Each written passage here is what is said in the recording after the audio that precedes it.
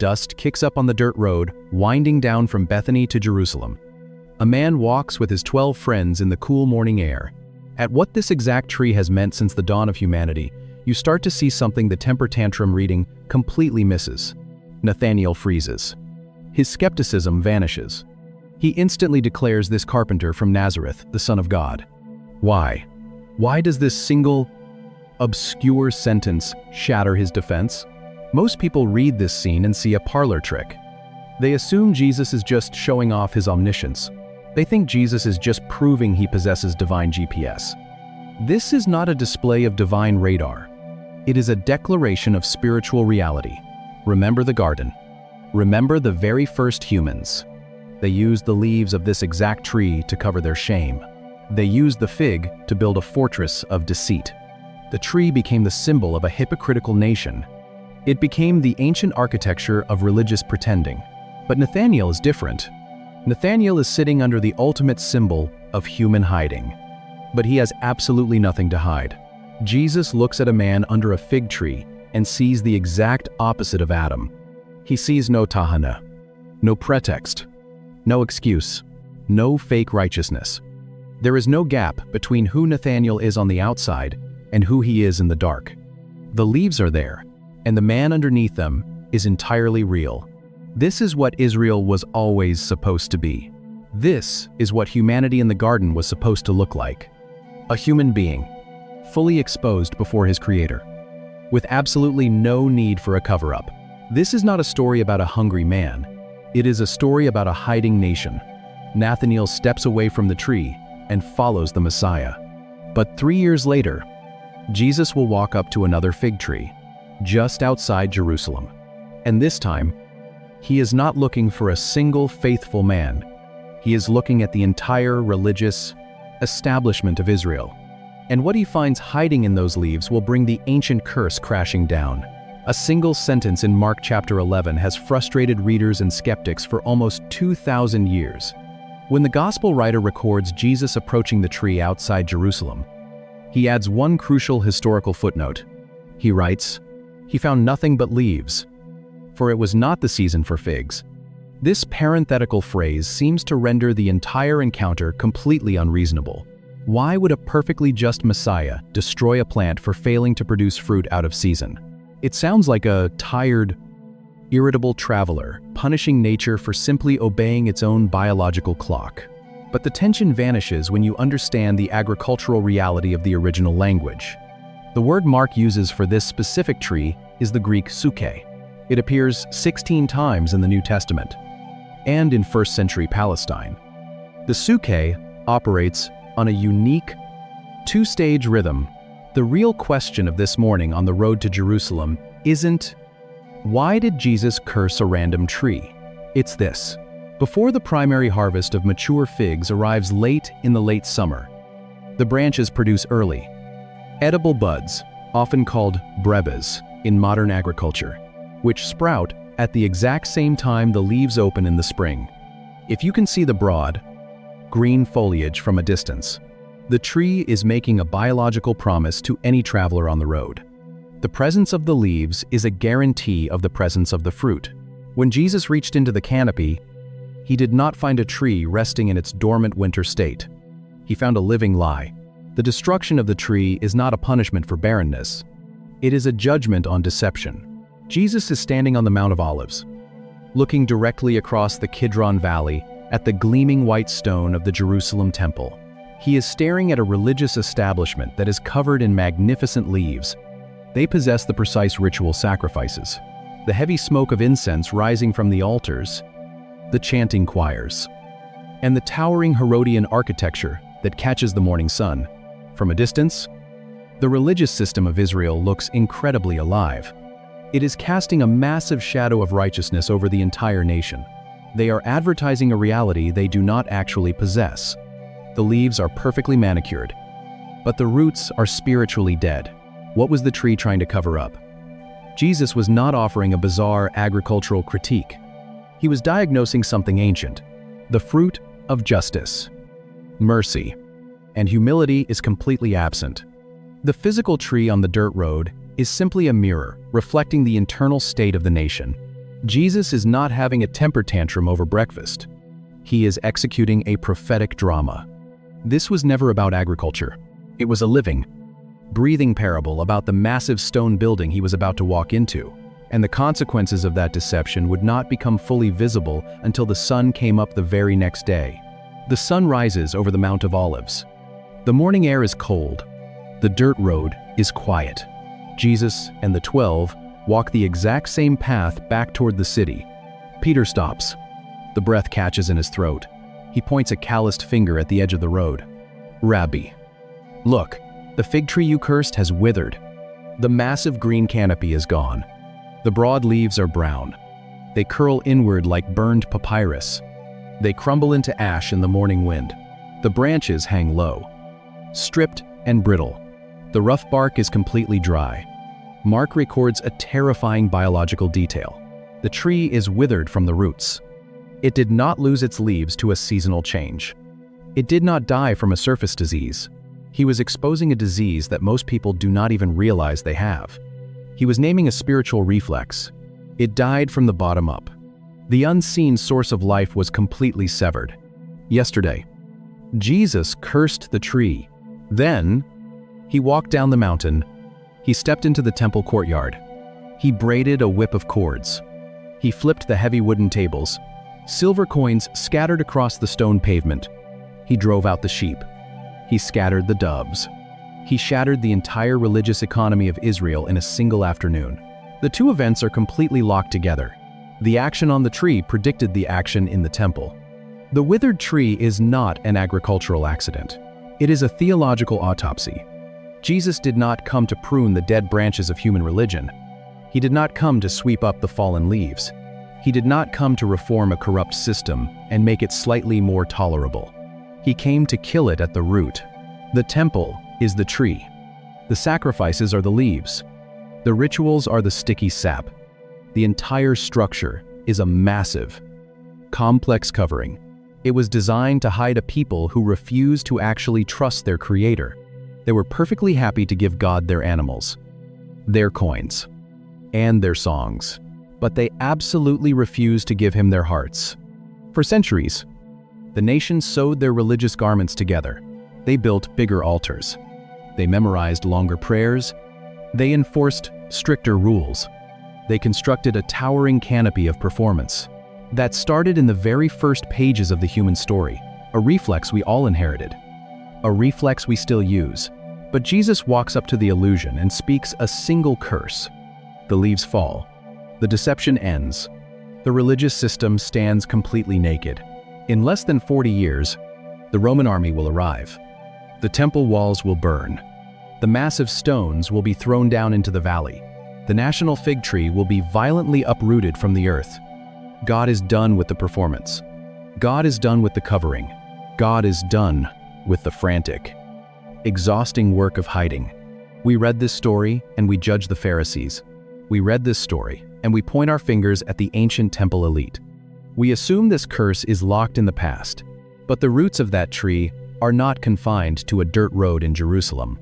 Because the exact same reflex is running through your veins right now. If you are in a season where you feel completely exhausted by the effort it takes to look like you have it all together, you are sitting in the exact same garden. We do not sow literal foliage anymore. We sow theological certainty.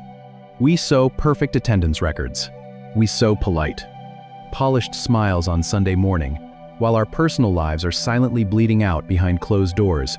We construct massive, beautiful canopies of religious performance, hoping that if the leaves look green enough, nobody will notice that our roots are completely dry.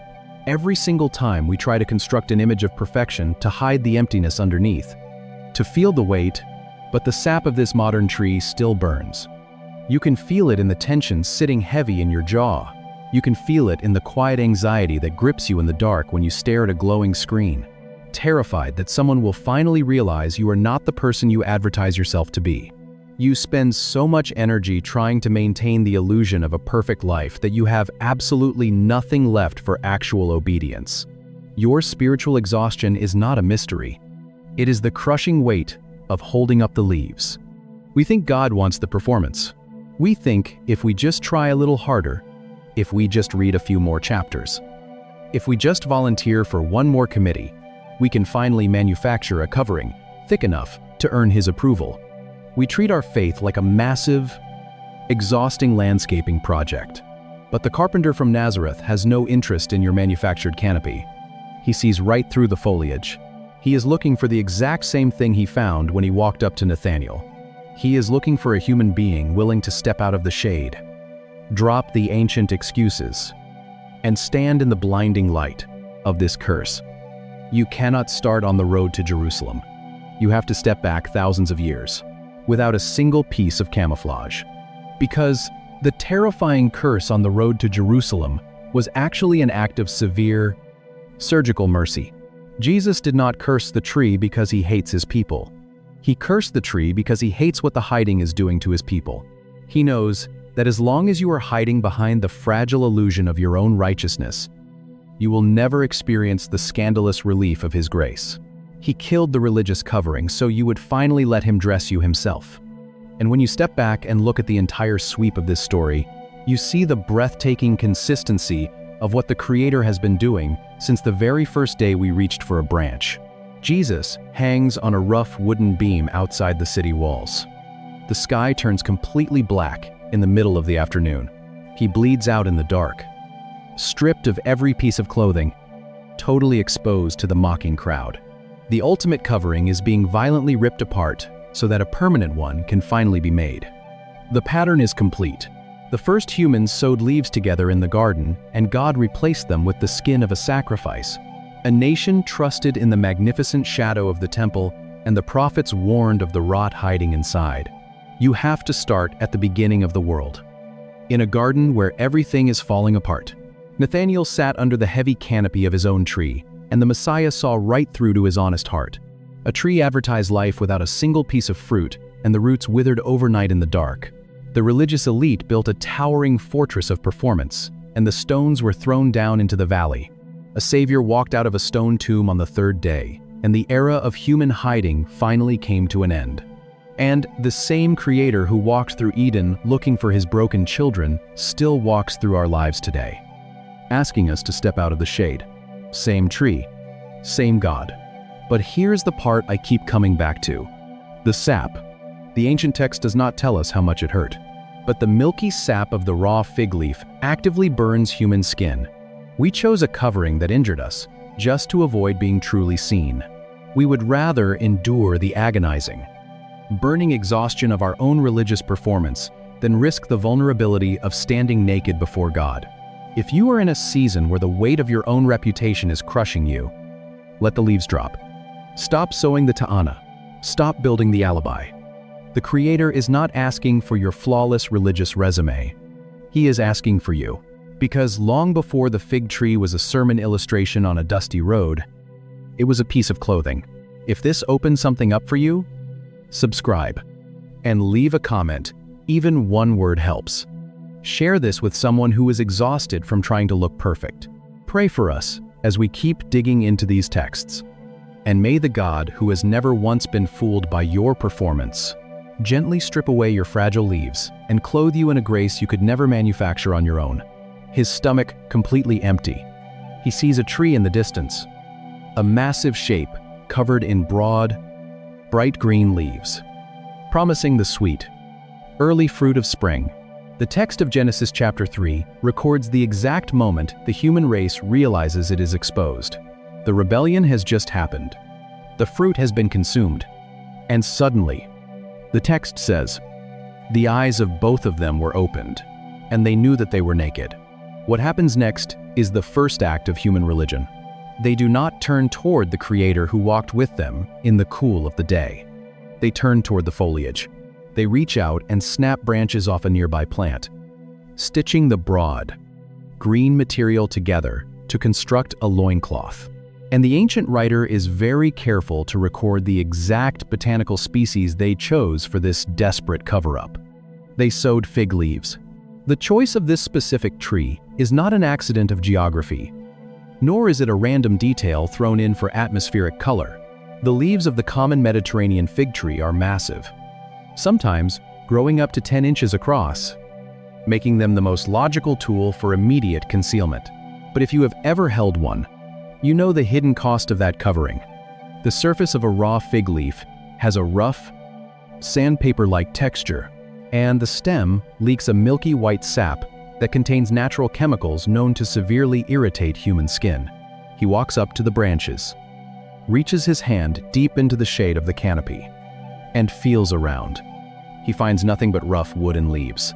The very thing they chose to cover their shame would have burned the flesh it was resting against. Furthermore, those massive leaves are incredibly fragile once detached from the branch, shriveling and crumbling into brittle dust under the heat of the Middle Eastern sun within hours. When the Creator finally steps into the garden, He does not accept their handmade garments. Genesis 3:21 tells us that God completely replaces the fading fig leaves with garments of skin.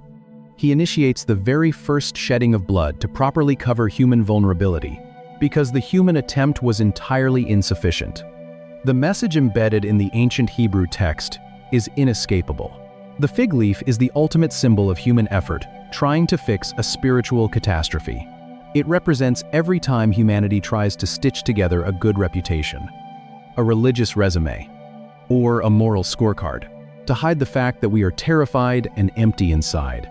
The covering they manufactured was not a permanent shelter. It was a temporary illusion. They were trying to solve an internal rupture with an external performance. And that is exactly how the biblical authors begin to use the fig tree from that moment forward. It becomes a literary shorthand for a people trying to. What happens next is one of the most unsettling, out-of-character moments in the four Gospels. He does not just shrug and walk away to manufacture their own righteousness, trying to look perfectly green and alive while slowly dying at the roots. But you do not truly feel the weight of this symbol until hundreds of years later, when the descendants of those first humans build a kingdom, because the prophets of Israel will eventually take this single tree and turn it into a terrifying national mirror. Babylon surrounds the city. The siege ramps press against the stone walls. The air in Jerusalem smells like dust, panic, and burning wood. The people are starving. The king is terrified. Jeremiah stands in the temple courtyard. God gives the prophet a vision of the future. He does not show him an invading army. He does not show him a flaming sword. He shows him two woven baskets. Inside, the baskets are figs. The first basket is magnificent. The fruit is perfectly ripe. The skin is soft and dark. It is sweet to the taste. It is the very best of the early harvest. The second basket is rotting. The flesh is black and bursting. The smell is rancid. Flies swarm the decay. The fruit is so vile it cannot be touched, let alone eaten.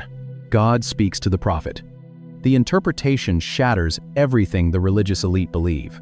The good figs are the exiles. He speaks to the tree. He curses it. With his friends listening, he says, "May no one ever eat fruit from you again." They are the captives currently being dragged in chains to Babylon. God will protect them. God will rebuild them. God will give them a heart to finally know him. The rotten figs are the survivors. They are King Zedekiah and his court, hiding behind the walls of Jerusalem. They think they are safe. They think they are righteous. They will be utterly destroyed. This is a devastating reversal. The people inside the city thought they were blessed. They thought their presence in the holy temple proved their purity. They wore their religious rituals like a protective covering. But the covering is gone. The fruit is exposed. And this is not an isolated vision. The prophets return to this tree again and again. Hosea looks at Israel's past and sees the first ripe fruit on a fig tree. Joel mourns an invading army that strips the national fig tree bare, leaving the branches white and dead. Micah weeps over the nation, lamenting that there is no cluster of fruit to eat, no early fig that his soul desires. Habakkuk braces for judgment, declaring that even though the fig tree does not blossom, he will still rejoice. The tree is not just a piece of agriculture. It is a living, breathing national barometer. When the nation is faithful, the tree flourishes.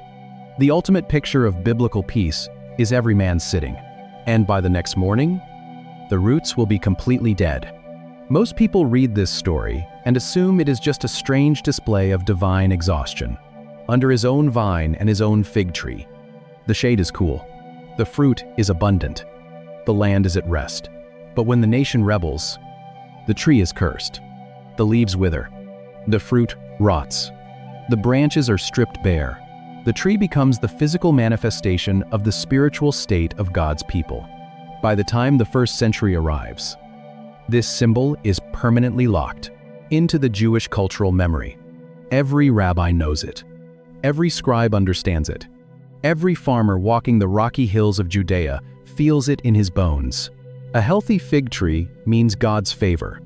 A barren fig tree means God's judgment. But there is a detail hiding inside the original Hebrew word for this tree. And when you uncover its root, you realize exactly what the tree has actually represented all along. Genesis chapter 3, verse 7. Adam and Eve are clutching the broken branches, trying to hide their nakedness from the approaching sound of the Creator walking through the garden, and they sew together leaves. The word, the English translators render as fig tree. Here is the Hebrew te'anah. It appears nearly 40 times in the Old Testament, and while its primary use is botanical, Jewish scholars and linguists have long pointed out a hungry, stressed Messiah lashing out at a piece of uncooperative agriculture during the most tense week of his life. That te'anah shares its phonetic root structure with another fascinating Hebrew word, ta'anah. Ta'anah means an occasion, a grievance, or a pretext. It is the exact word used in the ancient text when someone is desperately looking for an excuse to justify their actions or hide their true motives. That linguistic echo changes everything. When the first humans reach for the te'anah, they are not just grabbing the nearest piece of flora. The language itself is whispering their true intention. They are reaching for a ta'anah. They are trying to manufacture an alibi out of sticky sap and broad foliage. The fig tree is not just a biological plant. It is the architecture of hiding. If feeling the profound psychological weight hidden inside these ancient Hebrew words is something that makes the Bible come alive for you, you're exactly who this channel is for. Drop a thought in the comments and hit subscribe. Because every week we go deeper into the text than you knew was possible. So the architecture of hiding becomes the standard human operating system for centuries. Or, if they dig a little deeper, they assume it is just a generic object lesson about making sure you do good works. We learn to cultivate the leaves without producing the fruit. The leaves are the external performance. They are the religious rituals, the long prayers, the perfect attendance records, the carefully curated image of a moral life. The leaves are incredibly easy to grow. They look lush. They cast a massive, impressive shadow. From a distance, a tree full of leaves looks exactly like a tree full of life. But the fruit is the internal reality. The fruit is actual justice, actual mercy, actual humility before God. And growing fruit requires deep roots. It requires vulnerability. It requires exposing the bare branches to the light. Israel had perfected the art of growing leaves. By the 1st century, the religious system in Jerusalem was a towering canopy of performance, masking a deep, hollow emptiness underneath. The nation was hiding exactly like its ancient ancestors in the garden. But the pattern does not stay hidden forever. Because in the opening chapter of the book of John, a man is sitting under the shade of this exact tree, perfectly concealed, when a stranger walks. But if you look closer at the specific species of this plant, at the history of its leaves, up and sees right through the leaves, Philip runs into the shade. The dust kicks up around his sandals. The air is still. Nathanael sits under the massive, green canopy of a fig tree. The thick leaves block the harsh Judean sun. The tangled branches create a quiet, isolated room in the 1st century world. The shade of a fig tree is the traditional place for rabbinic study. It is a place of deep prayer. It is a place of private meditation. Philip delivers the news. We have found the one Moses and the prophets wrote about. Jesus of Nazareth. Nathanael scoffs. The taste of regional prejudice is bitter in his mouth. Can anything good come out of Nazareth? Philip does not argue. He just says, "Come and see." Nathanael stands up. He steps out from the cool shade. He walks into the bright heat toward the stranger. Jesus watches him approach. Jesus does not greet him with a customary blessing. Jesus does not ask his name. Jesus announces his identity to the surrounding crowd. "Behold, an Israelite indeed, in whom is no deceit." Nathanael stops dead in his tracks. He is suspicious. He has never met this man. "How do you know me?" Jesus locks eyes with him. "Before Philip called you, when you were under the fig tree, I saw you."